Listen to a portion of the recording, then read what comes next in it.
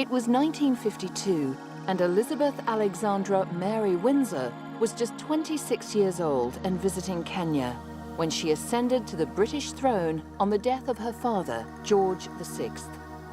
When Princess Elizabeth was born to the Duke and Duchess of York in 1926, there was a little reason to expect that she would succeed to the throne.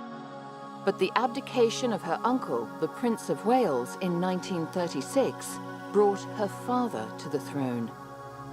Elizabeth was formally crowned the next year in 1953. Her husband, Prince Philip, was Philip Mountbatten and comes from the royal family of Greece. He was created Duke of Edinburgh prior to their wedding in 1947 and styled Prince Philip a decade later. Princess Elizabeth grew up cheerful, obedient, and always with a strong sense of duty. When Elizabeth became queen, post-war Britain still had a substantial empire. Her reign would see a revolution in social behavior and attitudes and increased prosperity. During her long reign, Queen Elizabeth has carried out her role with an enormous sense of obligation. Throughout her time on the throne, Britain and indeed the world has experienced profound social and economic change. After she was crowned queen in 1953, Elizabeth enjoyed a truly golden age for the royal family. The public had a great admiration and fondness for the monarchy.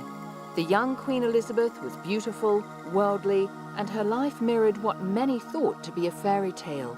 Elizabeth took her commitments very seriously, but still found time to raise a family, children Charles, Anne, Andrew, and Edward.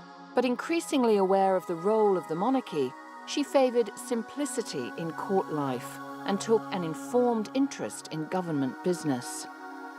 An extremely popular queen, Elizabeth has traveled more extensively than any previous British monarch. Her popularity could be attributed to her far-flung travels, representing Commonwealth unity and British nationalism. Her interested and warm manner on these travels certainly contributed to the enthusiastic receptions on her arrival. The Queen's travel schedule has been nothing short of exhausting, particularly during the 70s and 80s. But she continued to travel to Commonwealth and other countries, and her visits have won her wide respect. Queen Elizabeth is the United Kingdom's head of state and head of the Commonwealth. She participates in ceremonies like the opening of Parliament and plays a role in virtually every brand of government. She is the head of the armed forces, and only she can declare war, though she can't use this power without advice from her ministers. Elizabeth is kept closely informed on the government's activities, meets regularly with the Prime Minister, and is patron or president of over 700 organizations and carries out hundreds of official engagements each year. And although her public persona is always congenial, within the walls of Buckingham Palace, the royal family has been through some difficult experiences. The British press increasingly chronicled the problems in her children's marriages and the private lives of her grandchildren.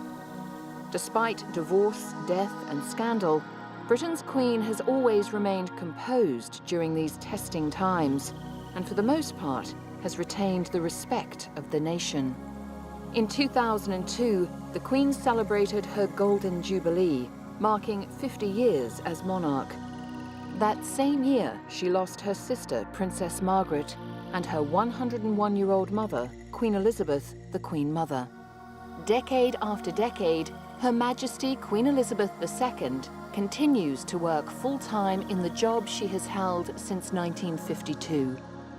It has been suggested that she should consider retirement, but it seems unlikely she will ever abdicate.